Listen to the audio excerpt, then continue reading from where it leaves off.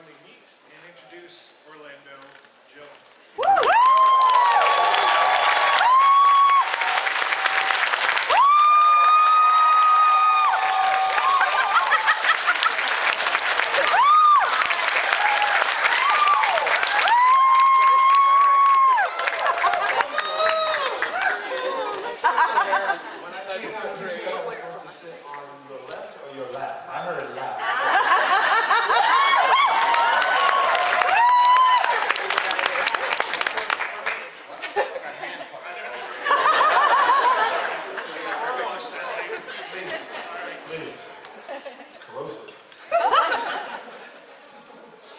Mr. Jones, very nice to meet you.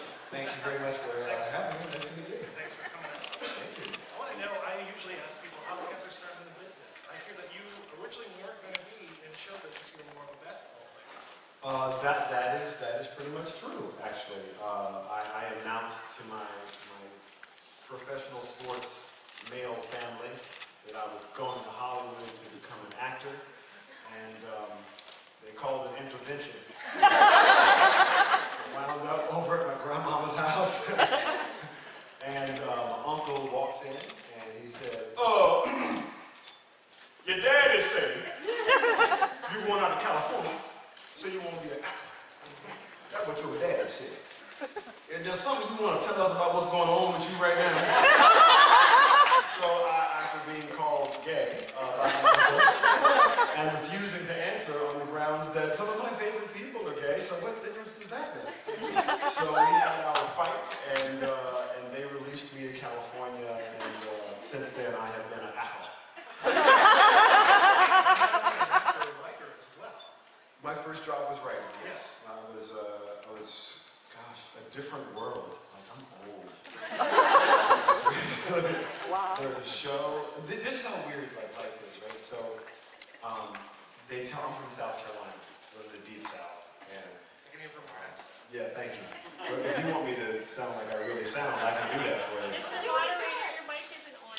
I don't think so. Yeah, your mic isn't. You got to lean into the.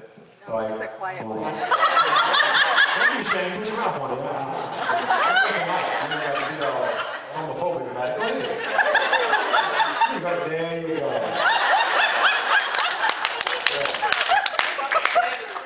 Thank you. See, now, listen. This is a family show. I'm not going to hell for you. I'm not doing it.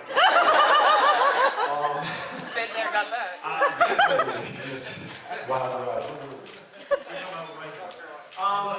So, I guess, I came from the South, so I didn't really know anybody in Hollywood. I didn't have that experience. A Different World was this wildly successful show. It was on after Cosby.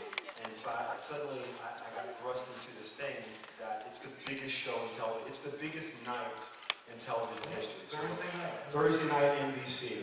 Imagine this type of madness. 40 million people watching the same channel for 4 hours.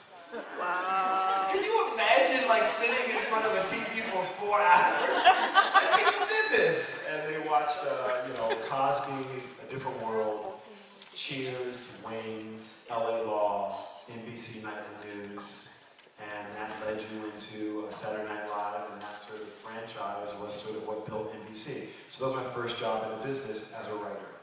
And wrote on that show, co-wrote the pilot of Martin with John Bowman, did the Sinbad show as a producer, so produced a few hundred episodes of television, left, and went to New York to launch FX, which at the time was a new network, and we were experimenting with this thing called reality TV.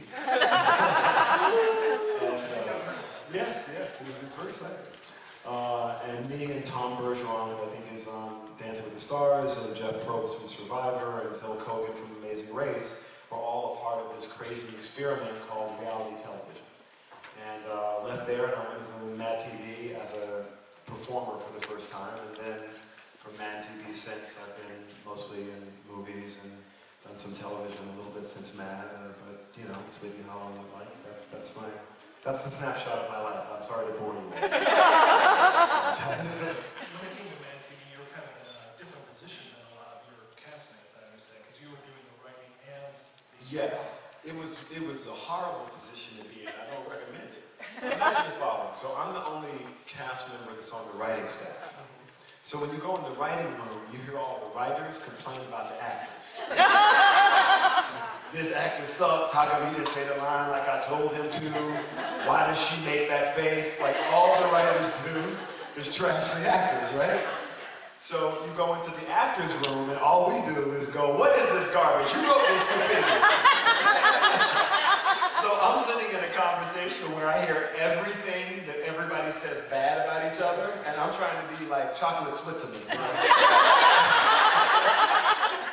So that was, it was a tough experience, but it was a fun experience, I think, because you know, you get to be a part of shaping something that was a part of my childhood. Like, I'm a nerd. I read Mad Magazine. Like, somebody told me I was going to get a chance to be on MadTV. I was like, oh.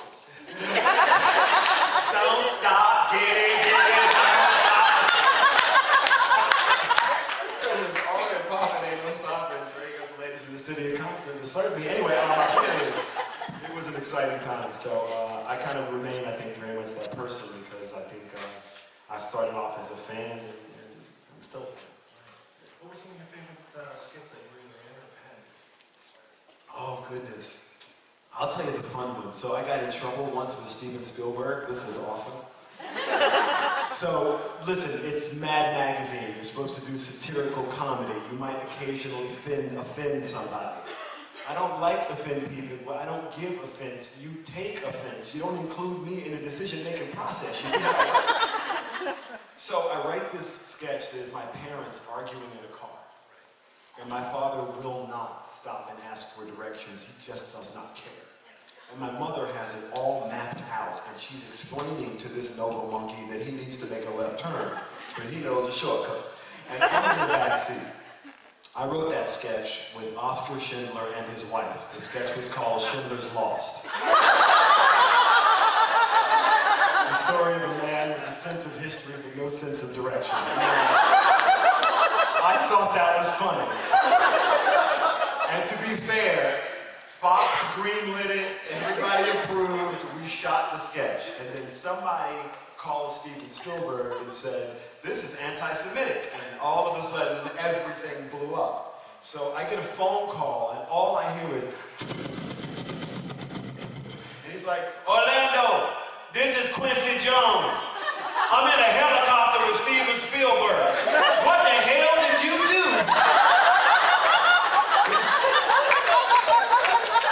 So that was one of my favorite sketches just because I got Quincy Jones to ask me from a helicopter what the hell I did.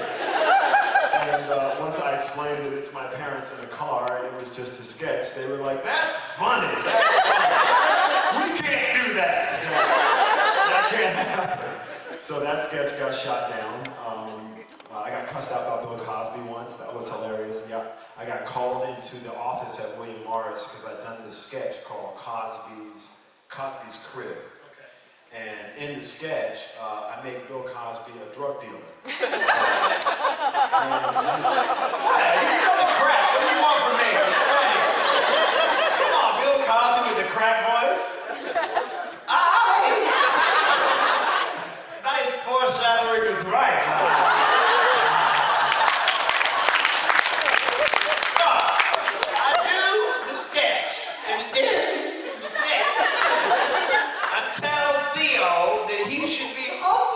Like a mother father in the street making the moolah. And it was really making fun of the fact that Bill Cosby, had, one of the most successful sitcoms in television history, yet he was being criticized at the same time for being not black enough. And I just thought that was so weird. Like, how can you be not black enough? Like, is there a panel that people go, look, he black, he black. Just call him Powell, I can't be so sure. I just can't be so sure.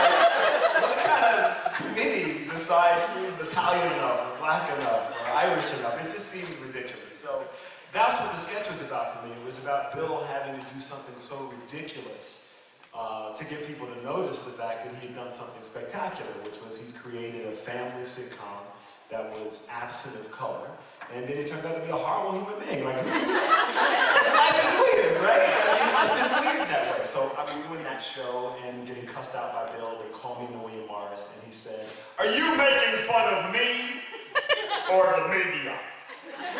And I thought, is this a trick question? I'm making fun of the media. And there's like a 5-minute pause where no one says anything, and he goes, "Okay." And they basically escorted me out of the room. And that was me getting cussed out by Bill. That was a good one. So those are some of my favorites. How did being on MadTV kind of prepare you for some of the stuff that was going to come afterwards? I mean, after that, you were pitch man. Do you still get people that come up to you and tell you up yours? Oh yeah, people started, shove stuff up my butt already. Up yours! Like, really? Like, it's 20 years ago. That's out of context for me. I'm walking with my daughter. Up yours! My daughter's like, why are they saying up yours to you, Daddy? I'm like, this is a long story. It's hard to explain. I'm fortunate in that, anytime I'm having what I think is a bad day, somebody invariably walks up to me and says something about something I did at some point in my life that made them smile. Right. What were some of the favorite roles that you've been? Oh, I hate everything I've ever done. Equally, I think I am horrible. That's why it's so fun when somebody's like, "You suck." I'm like, I know, right? Look at you. It's uncomfortable. You ever heard the sound of your voice recorded? Yes. Doesn't it sound weird? Yes. Thank you. So that is still weird to me.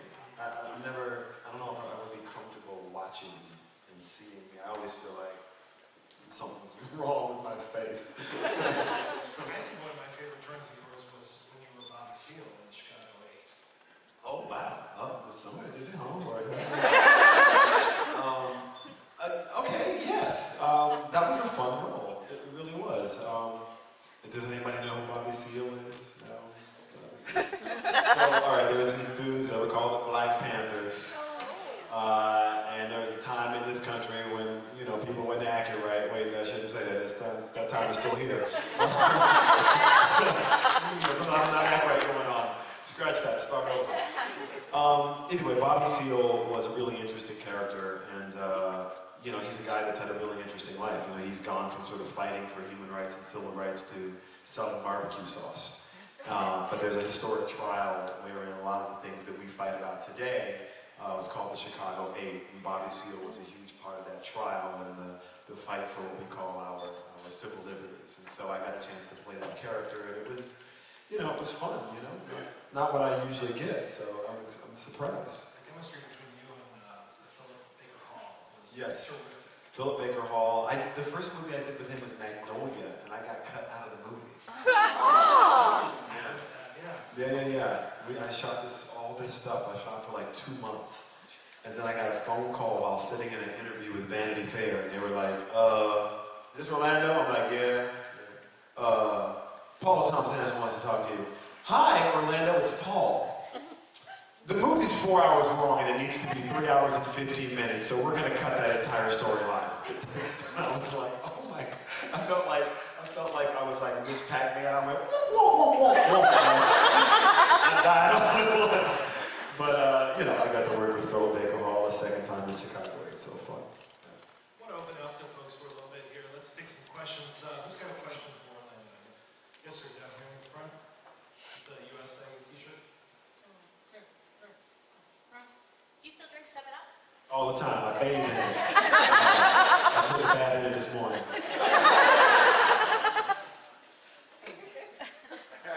No, seriously.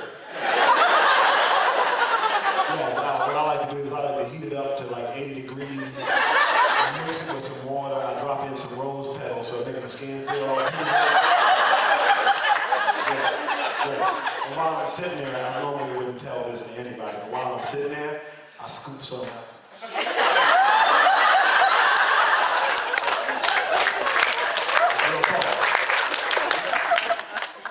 Where are you with your sports career? Oh wow, my sports career. Well, as you know, Clifford Franklin is the only one catching it because he's the only one coming down with it. we all know that. My sports career is non-existent. I am too old. Look, I still love to go play basketball, so it's still a lot of fun. And go out and play with the guys. I will tell you a fun story though. The NBA has an entertainment league, and all the actors play in the entertainment league. Now, I played at Florida State, so I know a little bit about basketball, but not a lot.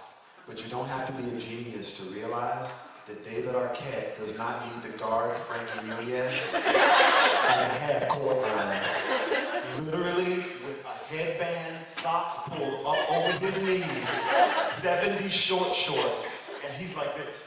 Come on, baby! Come on! And Frankie Nunez is like dribbling the ball like this. And the rest of the team is standing underneath the basket. And generally, Kevin Hart is standing right outside going, "Hey man, come on now, come on! Get the game going. Forget Frankie Nunez, Kevin Hart is here!" So that's where my sports career is. I consider that the rock bottom, so that's the rock bottom.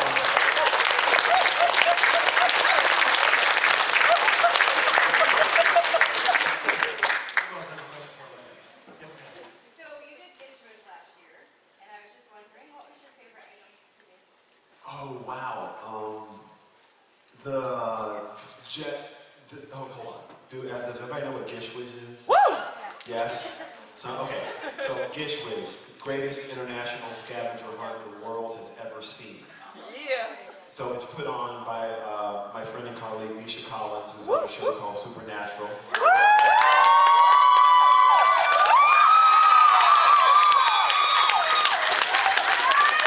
Got the tattoo on my leg. Huh? I got the tattoo on my leg. That's right, girlfriend. Don't make my inner black girl Olandra pop out and have a conversation okay. Yeah, I love this scavenger hunt. He does it for charity. He obviously raises money and helps people. I mean, Misha's he's a really wonderful guy with a huge heart. And I participated last year. There was a jet pilot thing where you had to have a fighter pilot do a roll and have a camera on you, and then he held up your name. So the mere fact that I was going to get somebody that they gave a fighter jet to do a roll with my name on it, that's nerd heaven right there. Okay? I was having nerdgasms all day long. I got that, and that's on my screensaver. That GIF is what I look at. Baby, jump, yeah. That's kind of hot. So Gish Whiz, I wanted to do it this year, but instead y'all sent me ponies. Like, I've never gotten more My Little Ponies. Misha Collins made this line item that said that me and William Shatner, who have been in the Twitter beef now for I think 2 years, I'm fighting with an 80-year-old man on Twitter. You see how pathetic I am? But there was a My Little Pony mashup of me and Shatner, so you had to make one and then send it to me. So during Gish Whiz, I think I got like 3,000 My Little Ponies with my face morphed in. Looking like donkey. Like every messed up pony shot from every Photoshop. Y'all some of the worst Photoshoppers. Oh Jesus, what was that? So that was Gish Whiz. Thank you for reminding me of my madness. Hi, my name is Eliza. Hi, Eliza, Orlando. Nice to meet you. So my question is actually about Double Take. Okay. This is one of my favorite films ever. Like, it's absolutely hilarious. I wanted a little Pomeranian after that. Like, Did you get a little white Pomeranian I after think that? my parents were trimming. They could kill me. You're right. You don't know what I was thinking. Because your mama told me twice, don't tell that girl to get a damn Pomeranian. I was like, calm down, stop yelling at me, all right? I know. You remember the conversation, you know. So I just wanted to know what it was like working with Eddie Griffin. Oh. And also, Okay. do you like Schlitz malt liquor? For real though. First of all, everybody likes that mall. That mall today. The mall is out. I think you actually have to say it like that. Schlitz malt liquor. By the way, you'll appreciate this. My uncles who I was telling you about earlier, that's who says let's malt liquor like that. No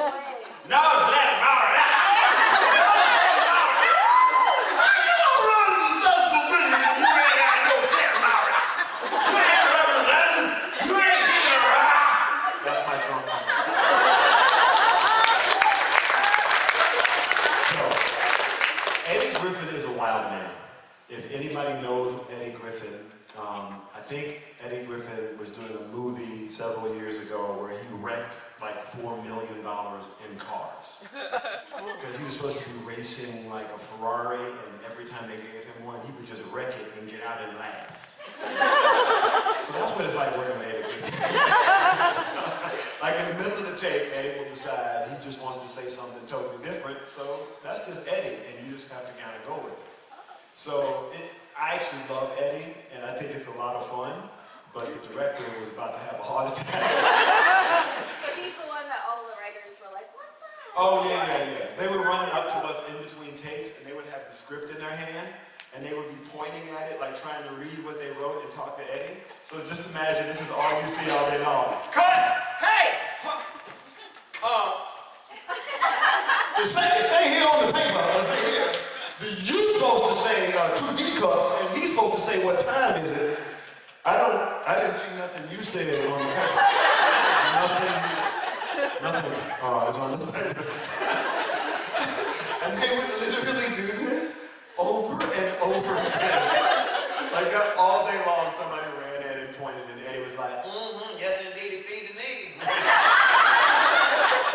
don't even care. So that's what Eddie would do, and then they would tell me to talk to Eddie, and I would say, can you just do one take where we say all the lines? And he'd be like, man, we ain't saying none of that bullshit. You say what you say, I say what I say. So that was the escapades of Delta.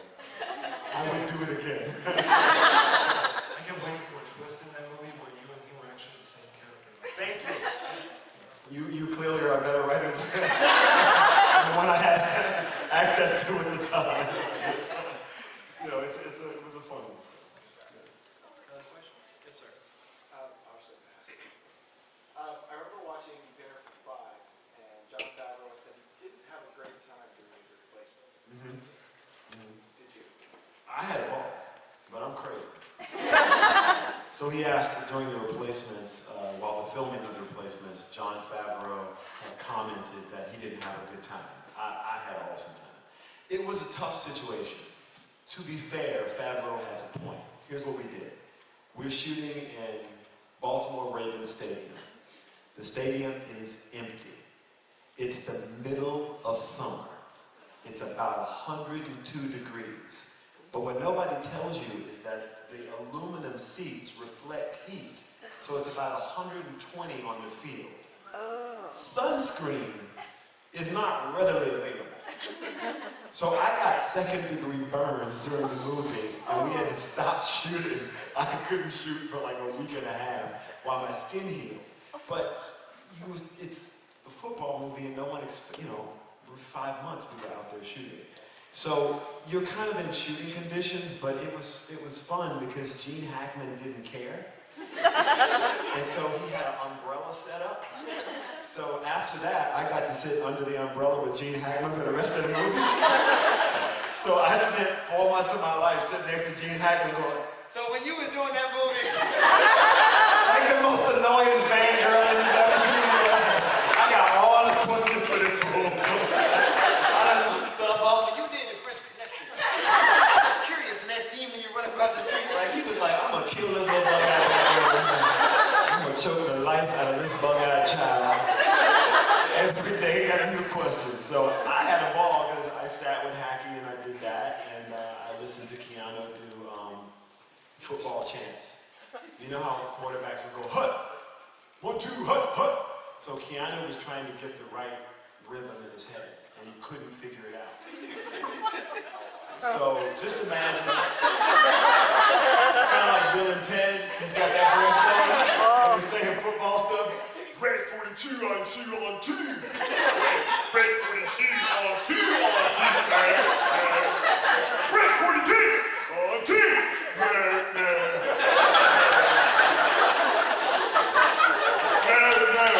Hold on, dude. I got it. Break 42 on 2. That's it. Let's do it. Let's shoot, guys.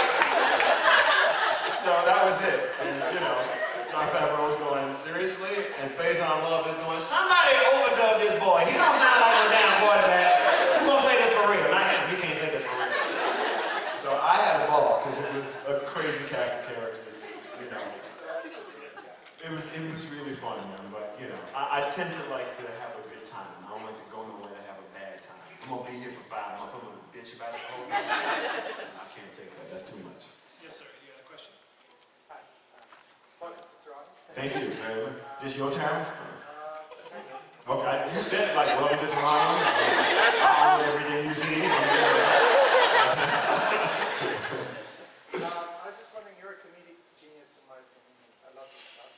That is very kind of you. Thank you. I'm just wondering what kind of advice you give to those who are up and coming, trying to get into the business of comedy. Advice to people who are up and coming who want to get into the business. Look, I think one of the most exciting things about the time we live in is that you are no longer restricted to do what you want to do. Everybody has a device in their pocket and it's connected to the internet, and you can edit on your phone if you would like, but there should be no one that can stop you from telling your story, and nobody can tell your story better than you, because you know it.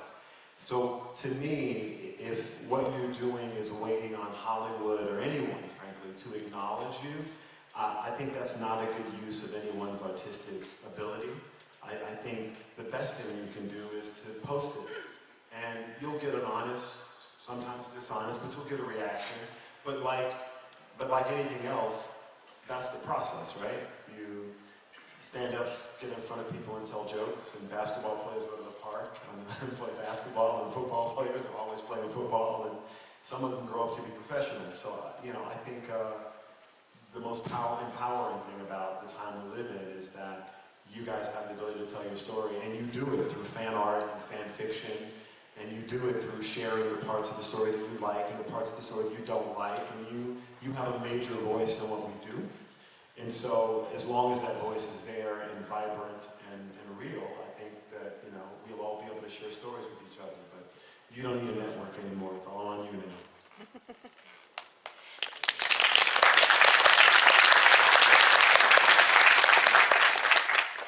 Hi, Orlando. I just wanted to know, for the movie Drumline, what you did to prep for your role. And the other question I have is, for your hat, is that a LA Dodgers hat? Yeah, funny you should say that. Yes. I stole this from my friend's house in California. I'm not even sure what it was. It just matched my pants at the time. So I need a hat. I'm wearing black pants. Oh, black hats. That's right. Okay. So that's what I did.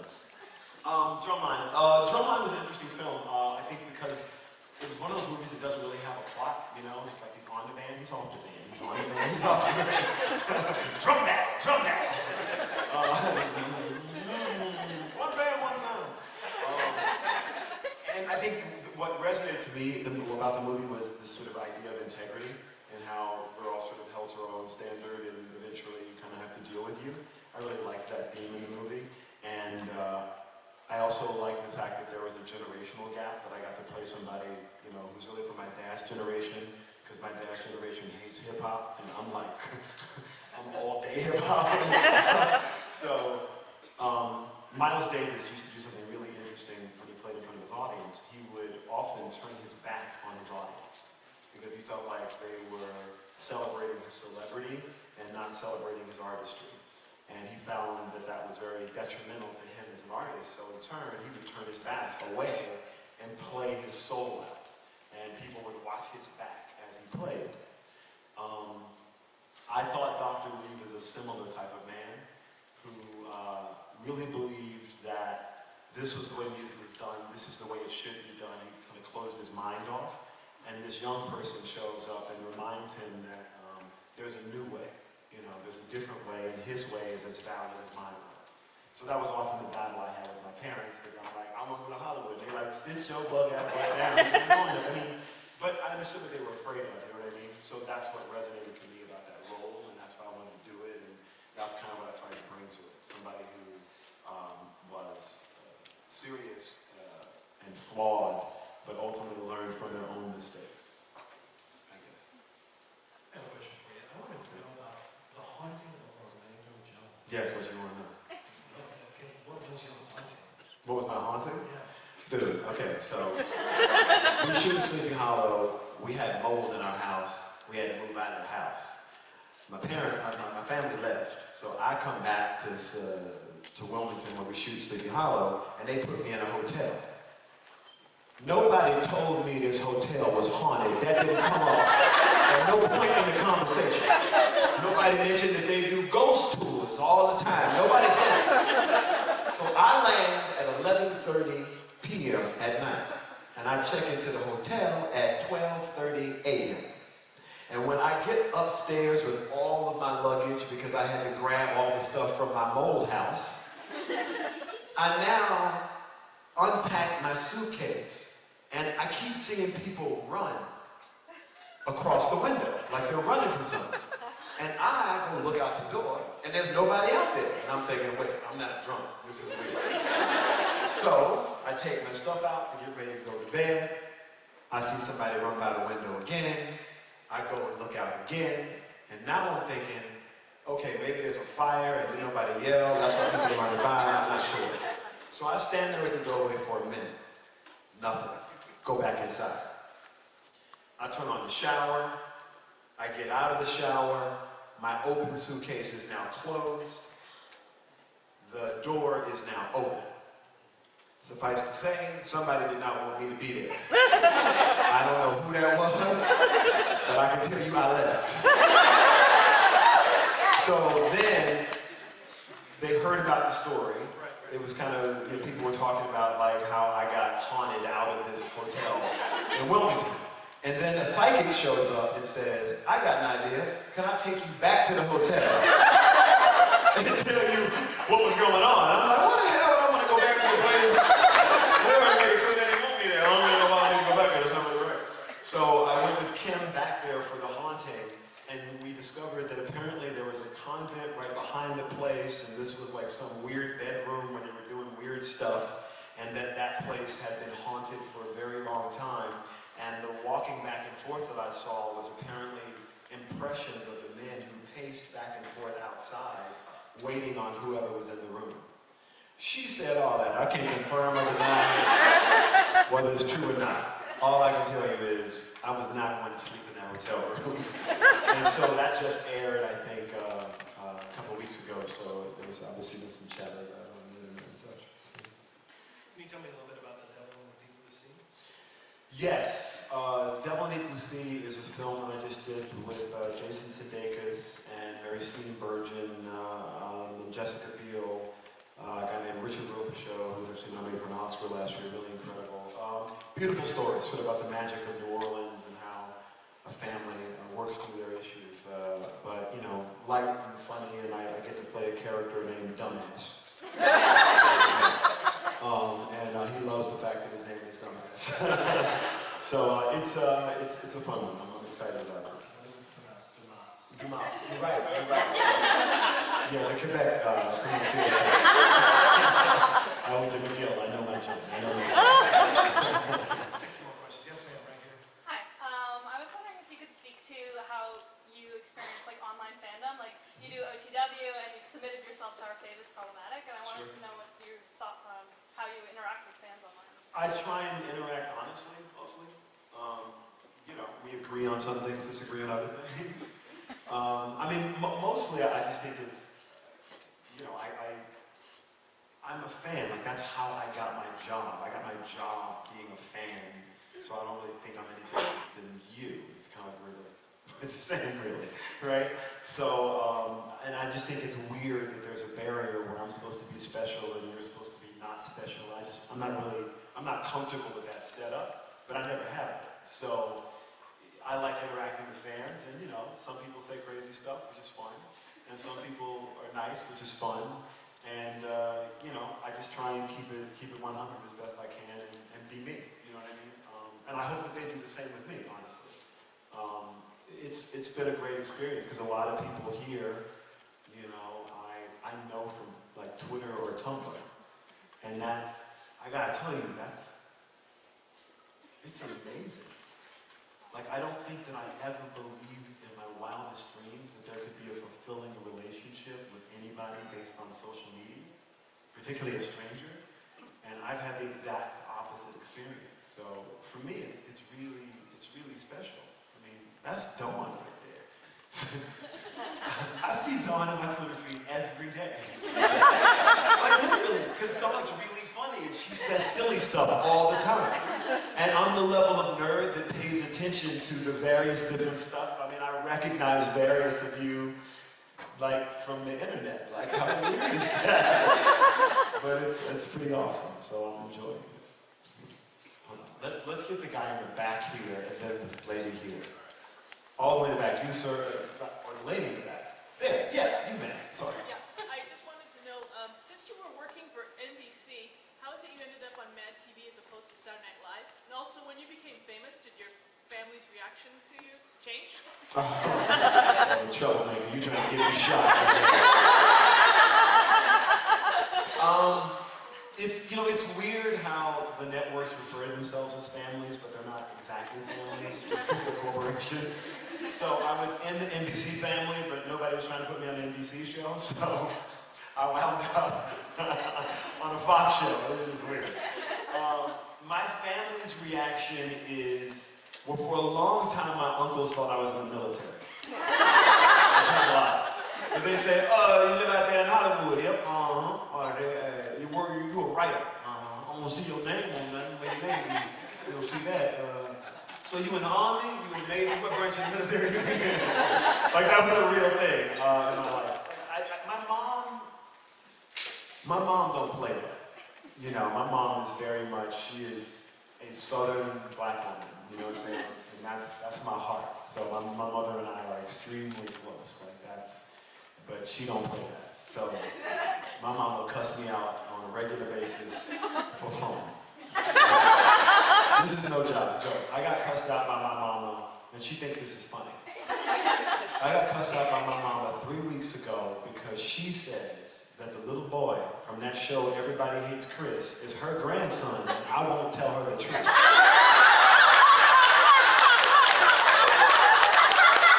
Why won't you tell me the truth, man? I know that's my grandson. I know it is. He looks just like you. He looks just like you. When you went on that show, you had to do that show to spend some time with your boy. Didn't you? Are you serious, Mom? You know it's true. Oh, you know it's true. She thinks that's funny. That's funny. That's what I'm doing. You can't be fancy in my household, okay? It's not possible.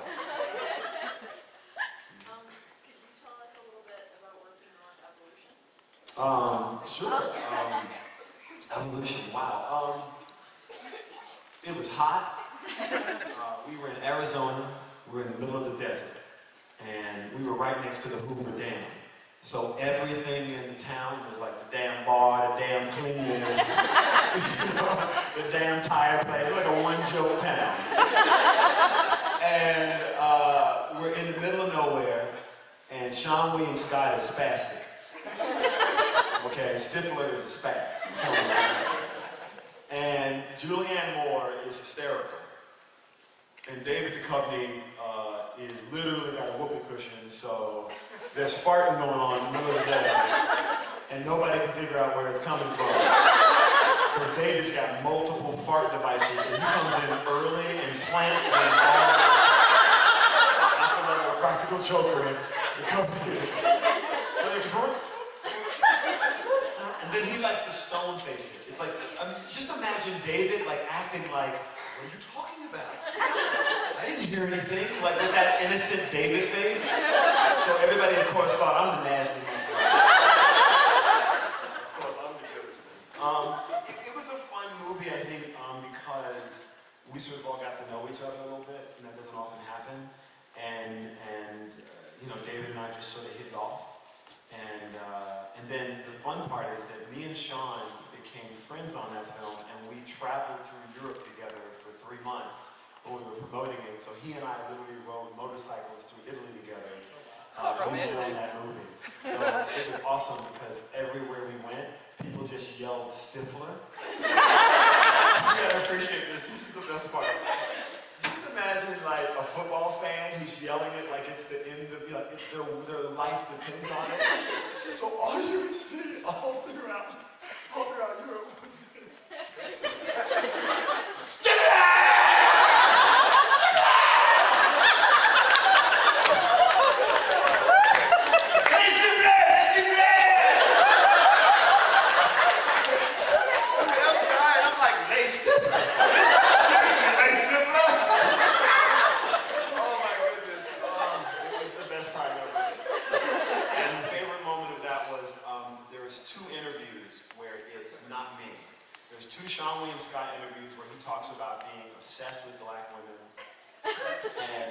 motorcycles and lighting his farts on fire. That was all me. And then there's a bunch of interviews about how I like chorus line and show tunes and don't appreciate any questions about my sexuality. That's all him. So we agreed to do interviews separate. So I was doing his American Pie interviews. He was doing my evolution interviews. It was awesome. So that was some of the madness that came out of that one. So good times, good times. This lady right here. She actually asked. She actually passed. Yeah, I just wanted to know that. Are you cosmically linked? Like, Probably. Well, I think we're in the same room. Makes sense. thank you. Thank you. And I want to remind you all, there's always time for lubricant.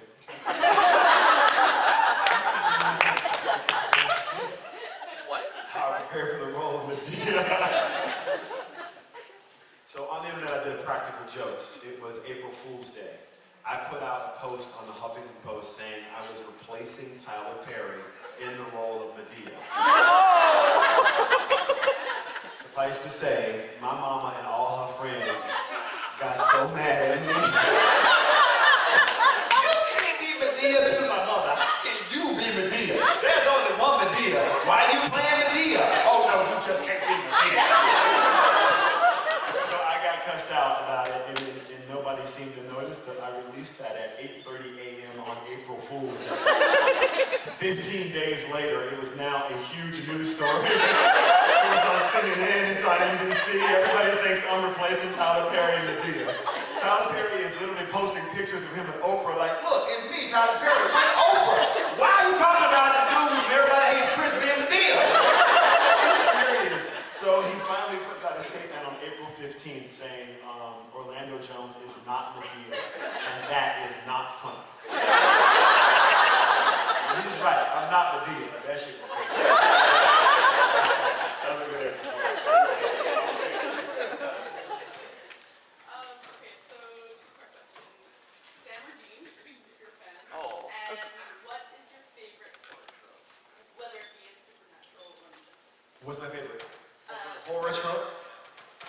Sleepy Hollow. Oh, it has to be. I mean, but hold on.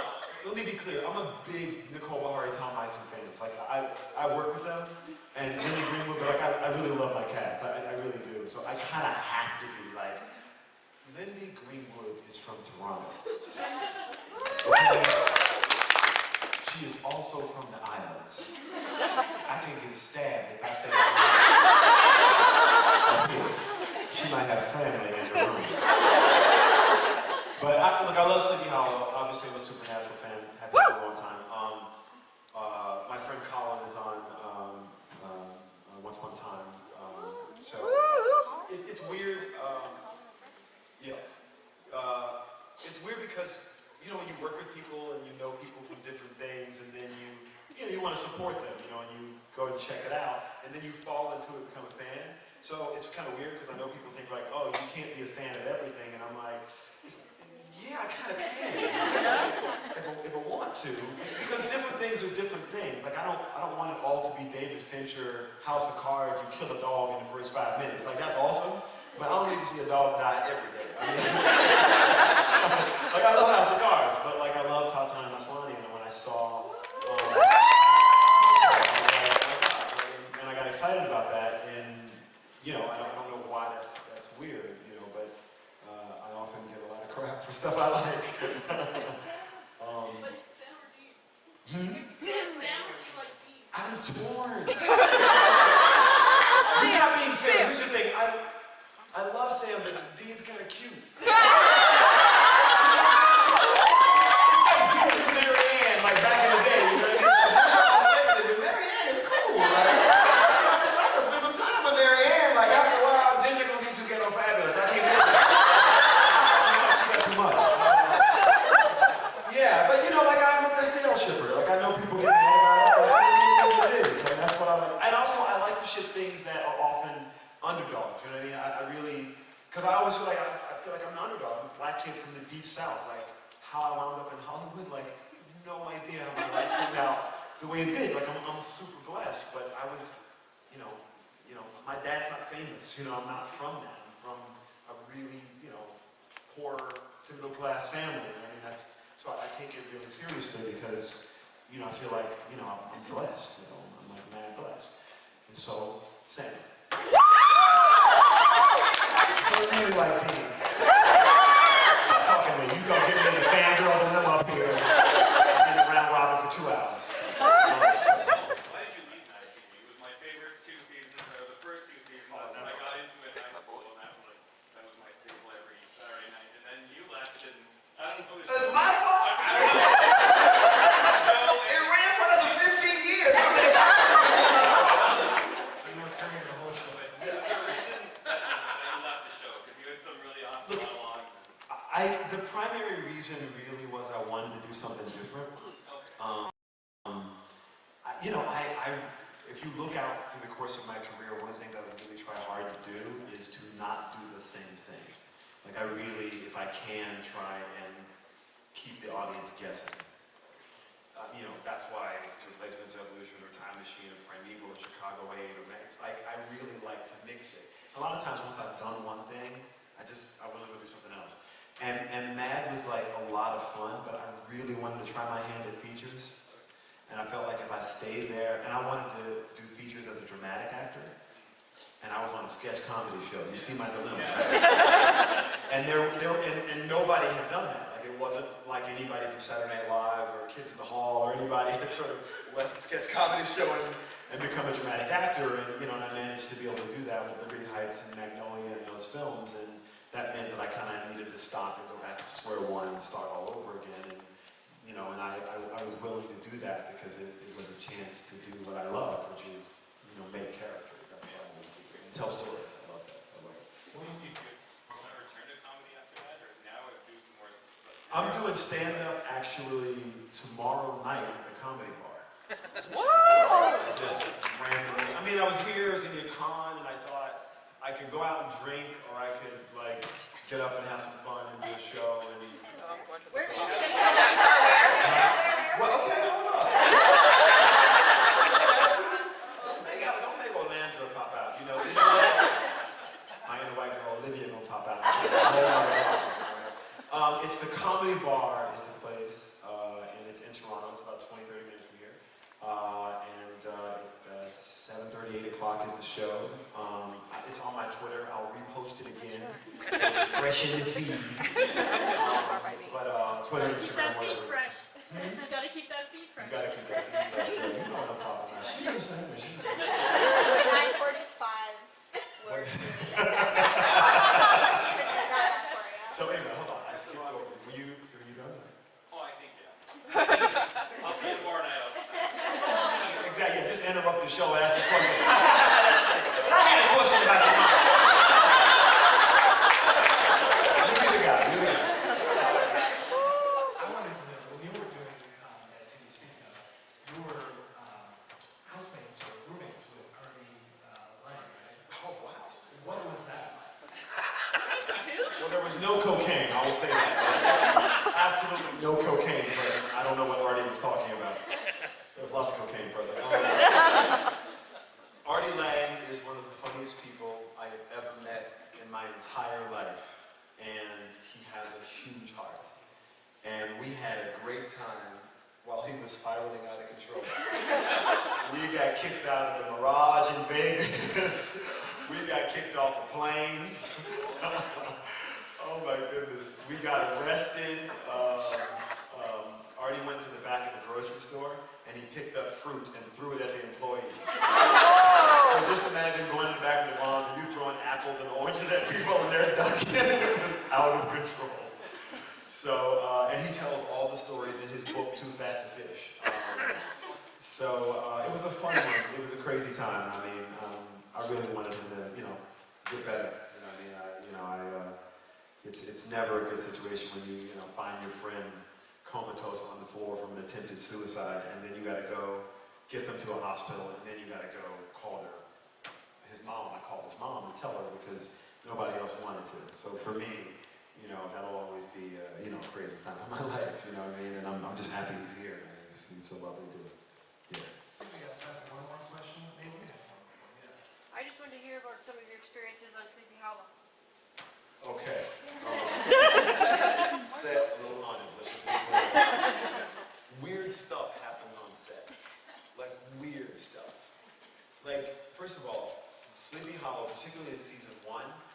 was always a fog, you know, hanging. So that's what it was like when we walked into set. It was like a fog that was always there.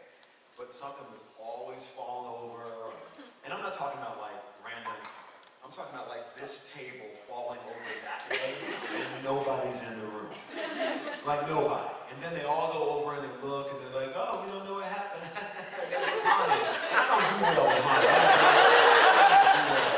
So I'm like, yeah, for real. Seriously, this is haunted for real. And the problem often is we shoot at night.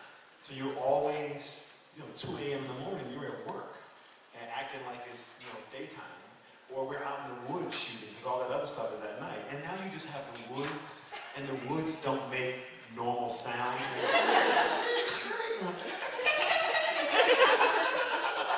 It's this weird stuff. And the trickster was Katya. Of all people, Katya is the practical joker. I believe it. She is a nightmare on a night shoot. She scared me so bad. I didn't piss myself, I want to be clear, but a few drops of pee shot. She will torture you. She set up the fake headless in Tom's trailer. So middle of the night, Tom gets back to his trailer, uses the bathroom, opens the bathroom door, and headless falls out. Katya is in the next room, cackling. And this is the best part. She was apparently on a call with her mom or her sister in Sweden. So the first part of the conversation was all in Swedish, so Tom started freaking out because he thought it was a chant.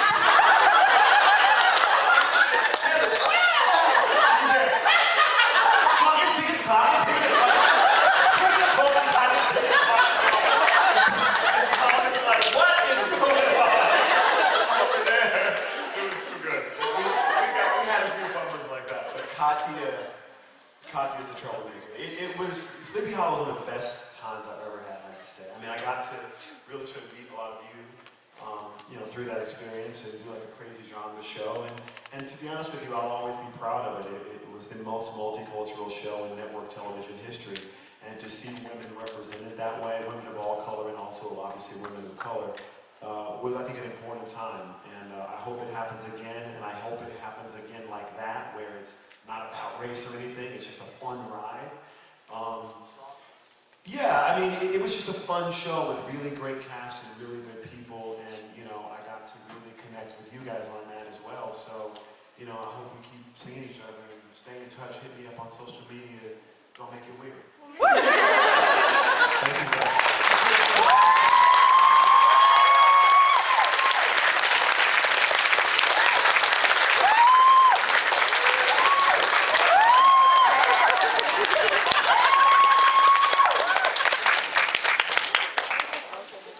Oh, it's 9:40? Okay. 9:45. Oh my God. We can't hear you. We can't hear you. We can't hear you. The County Bob